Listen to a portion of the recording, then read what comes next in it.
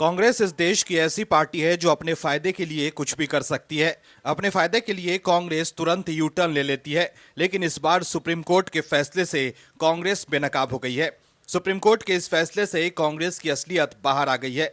दर्शकों, supreme court ने हाल ही में एक फैसला दिया था कि राज्य चाहे तो अनुसूचित जातियों और जनजातियों के लिए आंतरिक कोटा कर सकते हैं, जिसके बाद देश में इस बात पर चर्चा शुरू हो गई कि क्या सुप्रीम कोर्ट की संवैधानिक बेंच का ये फैसला सही है या गलत।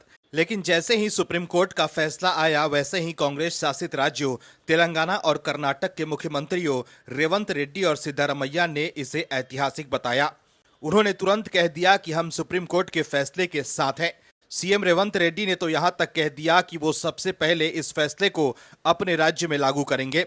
लेकिन दर्शकों, ये कांग्रेस का राजनीतिक दोहरे चरित्र को दर्शाता है कि एक तरफ तो कांग्रेस शासित राज्यों के मुख्यमंत्रियों ने इस फैसले को सही बताया, लेकिन अब राजनीतिक रोटियां सेकने के लिए कांग्रेस ने यू टर्न ले लिया है। लेकिन कांग्रेस अपने ही बिछाए जाल में फंस गई है।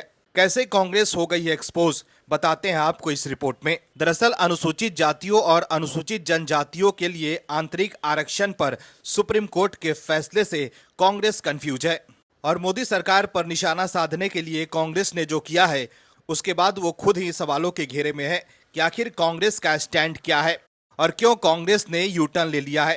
दरअसल कांग्रेस के अध्यक्ष मल्लिकार्जुन खड़गे ने क्रीमी लेयर की अवधारणा के आधार पर एससी और एसटी को आरक्षण देने पर केंद्र सरकार के इनकार की आलोचना की।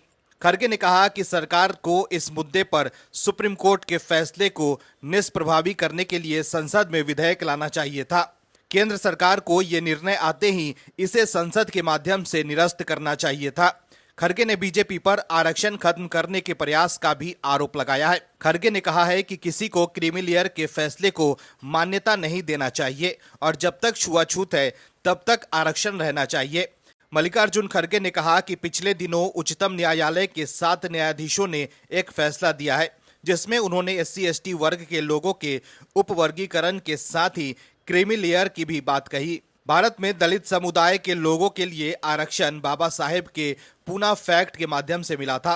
बाद में पंडित जवाहरलाल नेहरू और महात्मा गांधी की ओर से आरक्षण नीति को जारी रखा गया।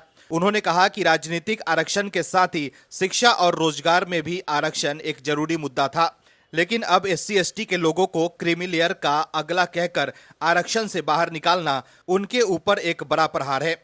लेकिन दर्शकों, कांग्रेस अध्यक्ष मल्लिकार्जुन खड़गे अपने ही राज्यों के सीएम रेवंत रेड्डी और सिद्धारमैया के बयान देखना भूल गए। नहीं तो वो ऐसा बयान कभी नहीं देते, क्योंकि जैसे ही सुप्रीम कोर्ट का फैसला आया, उसके बाद तेलंगाना विधानसभा में सीएम रेवंत रेड्डी ने कहा कि मैं सुप्रीम कोर्ट की संविधान बेंच का हृदय से आभार व्यक्त करता हूँ। राज्य सरकार की ओर से मैं ये घोषणा करता हूं कि तेलंगाना आरक्षण के भीतर आरक्षण को लागू करने वाला पहला राज्य होगा।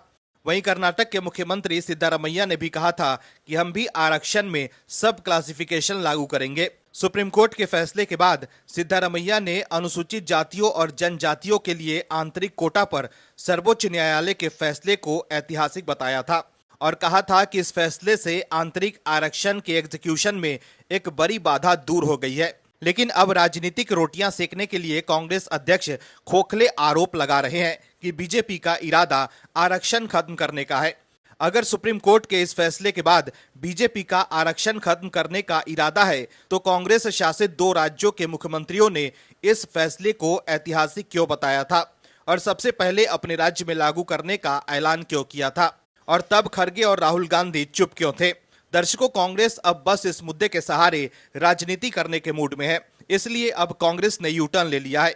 दर्शकों, जिस तरह से कांग्रेस के नेता दलितों को लेकर दोहरा चरित्र रखते हैं, उसको देखकर तो यही लगता है कि कांग्रेस दलितों को उद्धार नहीं, उनका राजनीतिक शोषण करना चाहते हैं। Bureau report, OMH news. और भी वीडियोस देखने के लिए चैनल को सब्सक्राइब करें और बेल आइकन को दबाएं।